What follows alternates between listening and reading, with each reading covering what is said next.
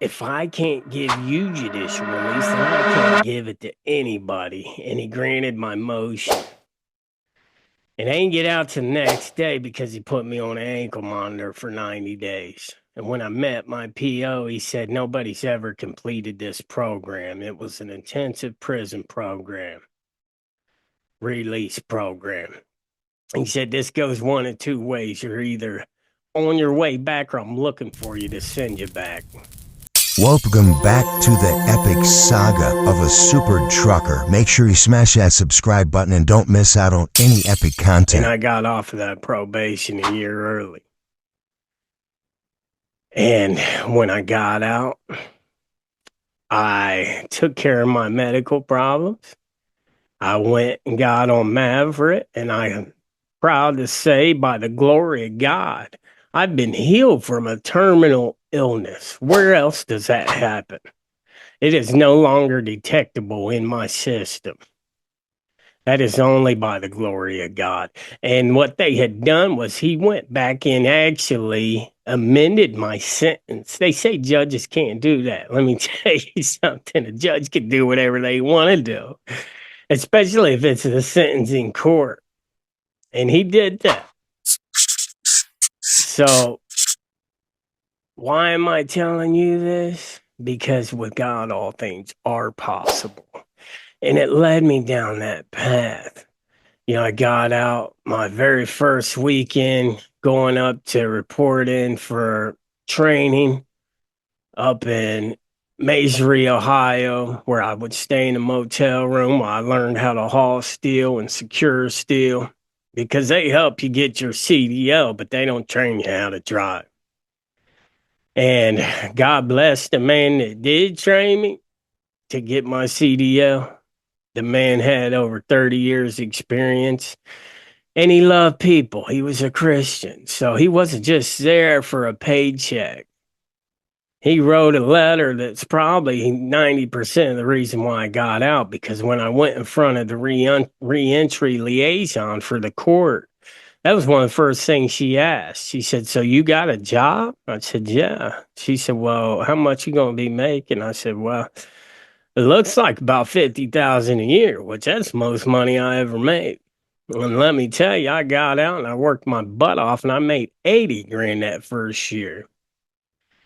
And because of trucking, you know, I was able to buy a house, and I was able to buy my first really nice car. And then I eventually traded that in for a really nice truck. And then I bought a really nice Harley Davidson. And I was basically on top of the world. You know, my friend came and picked me up, God rest his soul. And he took me shopping. He said, buy whatever it is that you need to get you going. And I started picking some cheap stuff out. He's like, man, don't buy that cheap stuff. Which I eventually paid him back, but he bought me a car. You know, who does that? He said, I'm just trying to love you, brother. And that's exactly what he did. But I received a text one morning and said, Dwight's gone. And that broke my heart. You know, he was a good man, and he didn't have to go. You know, I absolutely believe that everything happens for a reason, but I also believe that we can speed up our time here on Earth if we're not careful.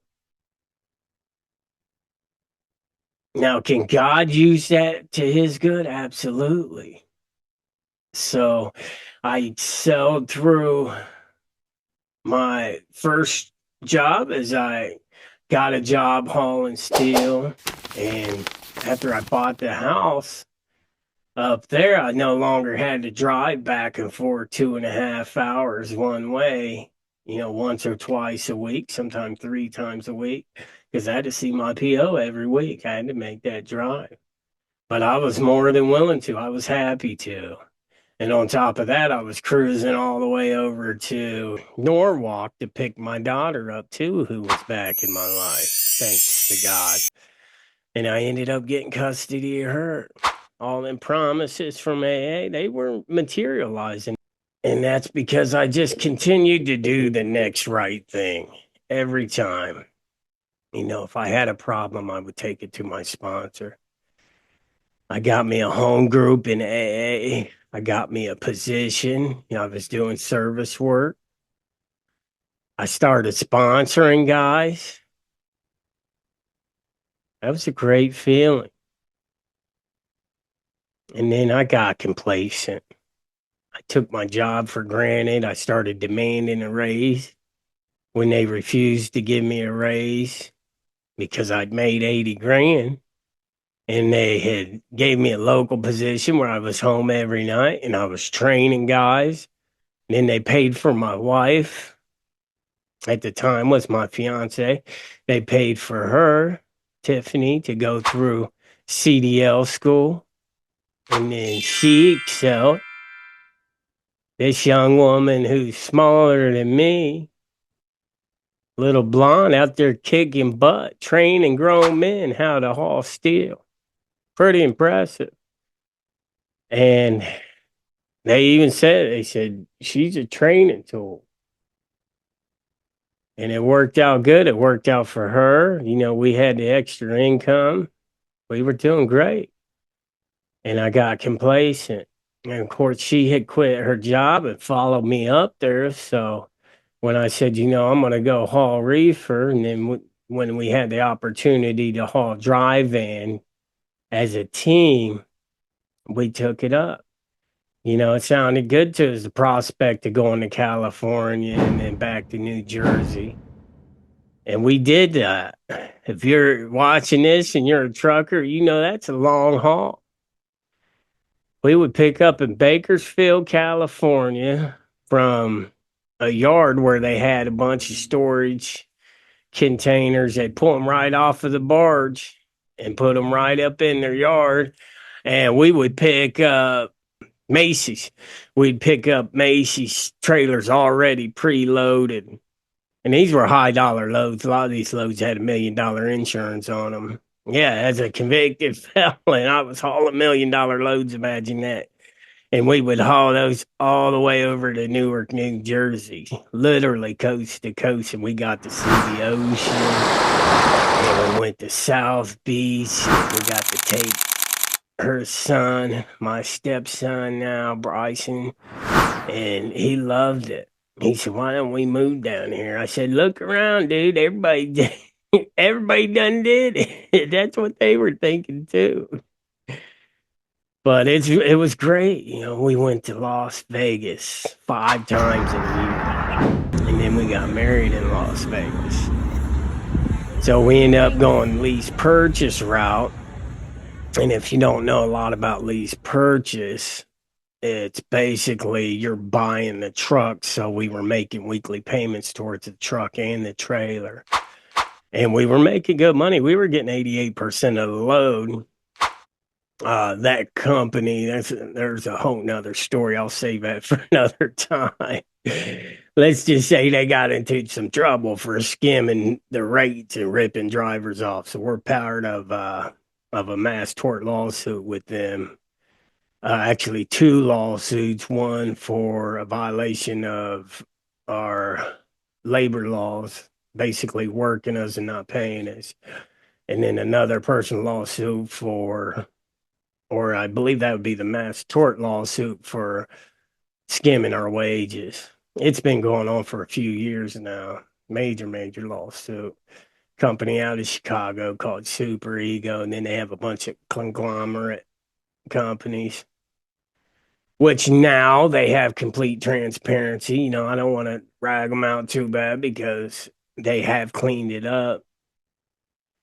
And we made good money. We were making 6 figures. In 10 weeks, we made 100 grand gross revenue pre-tax. There's a lot of expenses. I don't want to glamorize that. And I'll be doing a video soon on how much you can make in trucking. I'm going to give you all aspects of it because I've been a company driver several times over. I've done several lease purchases, and I know all kinds of owner operators. So we'll be interviewing some guys. I'll share my personal experience. We're going to get Tiffany on here too to share some of her personal experiences, not just with trucking, but a little bit about addiction, a little bit about life. And listen, as far back as I could remember, there was this void in my life. And for the longest time, I filled that with sexual immorality. I filled that with addiction, womanizing. I filled it with sin. Um, so when started having a relationship with God, I was then able to start removing that sin and replacing it with my relationship with God.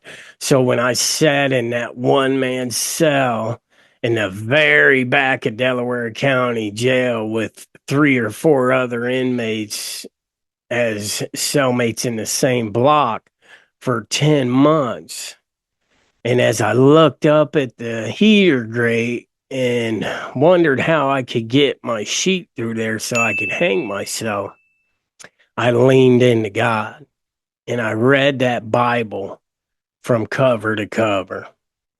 And I worked out like a madman, like I was punishing myself. But I came out, I was in great shape. Even the prosecutor said, "Man, you look good. You're in great shape." And I did. I was. So it wasn't just one thing for me. It was a combination of things for me that filled that void. My role in AA, God, service work, giving back, my career, my family, and trucking. Trucking was a major role. If you don't know this, trucking is more than just a job. It's a career. And it's also a lifestyle. Trucking is a lifestyle. So if you plan on going over the road, OTR is what we call it, you might as well plan on changing your life because that's the trade off. And like I said, I'll go over that in another video. But it really is. You embrace that. So when I had about 6.5 years in, I started getting the itch. I started taking things for granted. I quit giving God credit and started taking credit. I took my will back. The opposite of addiction is isolation. Or let me rephrase that. The opposite of addiction is community. And the opposite of that is isolation, which is synonym with addiction. So the devil loves to get us apart and then he starts going to work on us. And that's exactly what happened. I thought, well, I could make more money doing the same thing. Matter of fact, it's even less work. But there's a lot of responsibilities that come with that. And as I'm sitting on my back step and I call my sponsor and I said, "Hey, man, I got this killer toothache I've had for 3 days. Nothing's getting rid of it. I already been to the dentist. Nothing's working." I said, "I want to drink." And I'd already made up my mind. I'm pretty sure he knew that too. He said, "Well, what makes you think that drinking's going to get rid of your toothache?" "I don't know. That's what I heard." He said, "Well, where'd you hear that?"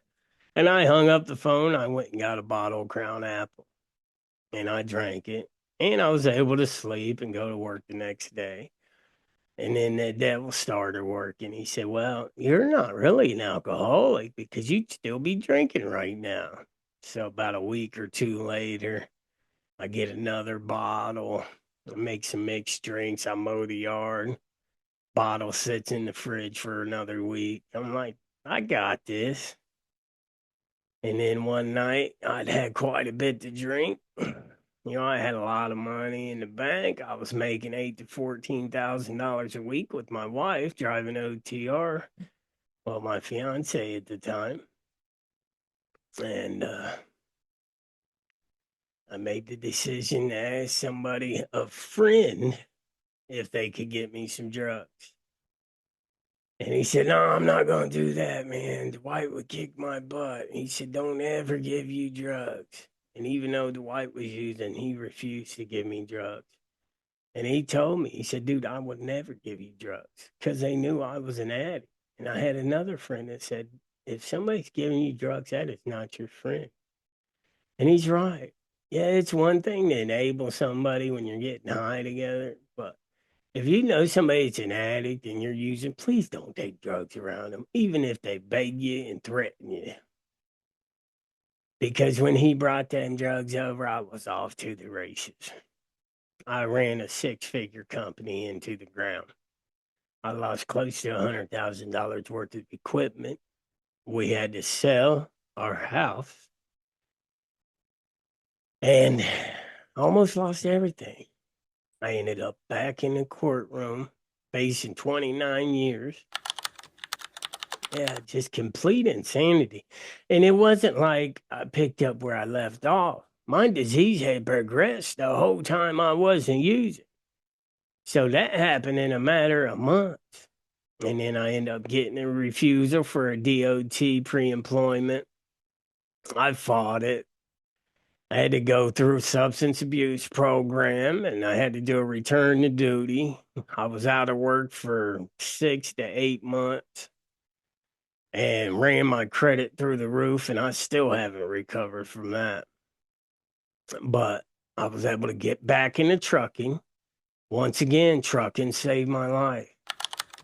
I got clean for a while and started driving truck again and was doing pretty good. And then I lost my mom again. The coroner found that her death was due to cocaine ingestion. And it didn't really specify. She just had high levels of cocaine toxicity. She had a abnormal heart, abnormal liver, and she'd already had problems with her heart. But let me rewind to that February. My mom passed away in July 22nd. In February, we went on vacation to Tennessee. While I was down there, I had reservations at a motel. So I go to this motel, and this lady's like tripping out on me for no reason. I'm like, what is going on? I'm like, I got reservations. She told me I couldn't get a room. Okay, give me my money back. She said, no, it'll just go back on your card. I said, no, I need the cash so I can get another room. Long story short, the police were called and just a bunch of nonsense. But I ended up moving to another motel. I was in Elizabethtown, Tennessee. And I can't remember the name of the motel that I ended up at. But long story short, I went out to the car for something. I can't even remember why I went out to the car. And I left my phone in the house. And I didn't even go back to the car because as soon as I walked outside, there's a real thick fog. I mean, this fog, I'm literally like pushing through it. That's how thick it was. I probably couldn't see 20 feet in any direction. And I came up to this creek bed. And it was like deja vu because it looked just like the creek bed where we had stayed at in a motel for a month or two while we were selling the house. And there was something about that creek bed at that motel, both of them. But I had my dog, Dallas, and I would let him out at the motel and he would drag me to that creek bed. I'm like, I'm not going down in there. And there was this voice telling me to go down in there. And I kept hearing it. So as I'm sitting there, I'm standing there at the creek bed, I look up and there's these clouds and they started forming into Disney characters from my youth. And I instantly recognized them. And I look over and there's this bright light. And it's almost like if you've seen War of the Worlds, it's like eyeball things, but it's just a bright light. It was like a star came down and it was pulsating like it had life. And it wanted me to follow it. And we were communicating telekinetically. And there's only a couple people that have heard this story. And I'm telling you now, I don't think I was ready to share it. I don't think God was ready for me to share it. But I had to go through this creek bed and I looked down and there was water. And I'm like, okay, God. And the whole time, God's telling me, are you willing to go to any length for me? So I climbed down the creek bed. By the time I get down there, there's stepping stones to get across. Well, by the time I took the first step, it was dry and I just walked across. And to tell you the truth, by the time I got across, I didn't even remember crossing.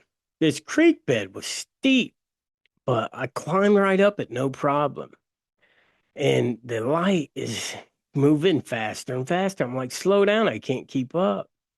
And I cross this small road, and there's like an apartment complex over here, and nobody's around. It's like time was standing still. It was so eerie.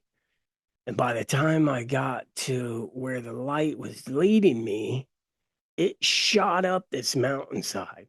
And this mountainside was so steep. Remember, I'm in Tennessee. It's so steep that there's no way I can climb up it. And I said, I can't do it, God.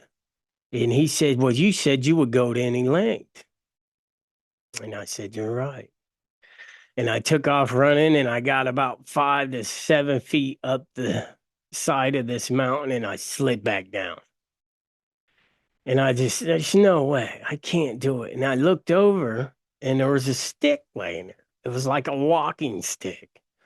You know, in that moment, I thought of Moses with this stick. And I picked up the stick. And this time I took off running. And when I started to slide down, I stabbed it into the mountainside. And then I pulled myself up and was able to grab some small trees and do it again. I was able to get a little bit of a head start and lunge myself upwards and then stab the stick in. And then I had this thought, and hindsight's 2020. This was the devil working. I've always been afraid of bears. So my family has this cabin up in Michigan. It sits on 5 acres in a national park right off Lake Michigan. And then we go up there salmon fishing. And my uncle told me, don't go off into them woods. There's bears in there. So I was always scared of that. And so I get up about another 5 to 7 feet. By now, I'm pretty well off the ground. I don't want to slide back down there. And if I fall, I'm going to get hurt. It's that steep. And I hear this rustling. And I wasn't going to turn around. Again, God said you would go to any length. So I start screaming, get out of here, bear. Get out of here, bear. And it stopped. No more rustling. And I made the rest of the climb. And during this time, I lost my wedding band. I want to go back with the metal detector, try to find it. It just is like a proof or confirmation that this happened. But I know with every fiber of my being that this was real when it happened. That's why when I tell people about God, there's no doubt in my mind that God is real because I've experienced that. Now, I wish I was like John Coffey and could touch you and transfer everything that I know so that you would know too. But that's not the way God works. We got to come to God in our own time, in our own way, and He'll get us there. God is almighty, all knowing, all powerful, and all present. If God wanted you to know He was real, He could make you know it like that. But then what good would it be? Because if you think about Lazarus and the rich man, when he was being tormented in hell, he wanted Lazarus, the poor guy, just to touch his tongue. He's like, just touch my tongue. He was being tormented. And he's like, go tell my family so they don't go through this. Think about that.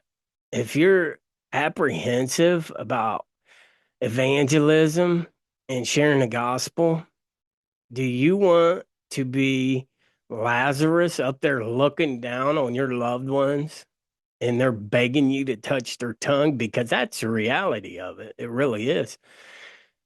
But we've got to experience it for ourselves. Just like Paul, who was formerly Saul, one of the greatest persecutors of Christians. He was a murderer. And that's just it. God Jesus hung with murderers, prisoners, tax collectors. These people were hated in that time and they were persecuted. And he came to the aid of a prostitute and he saved a lame man who was paralyzed again and again and again. And these are just the accounts that we know about through the Bible. I mean, he did all kinds of miracles. And the rich man was told that all of these miracles were already done and nobody believed him. There will be no more signs.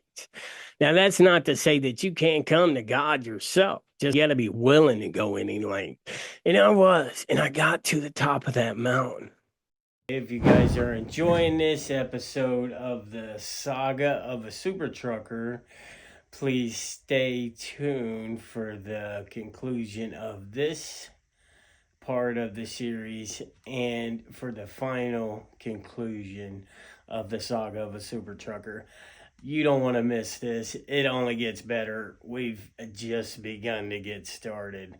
And you're definitely not going to want to miss the rest of the story of my God moment. Absolutely epic. Absolutely the most amazing experience of my life. They talk about how people never see God or nobody's ever looked on God. I met God. And strike me dead where I sit if I'm telling a lie, because I met God on that mountain and you're going to meet him too. So stick around. There she is. Nice one. I walked out of that one, but I did. Oh, wow.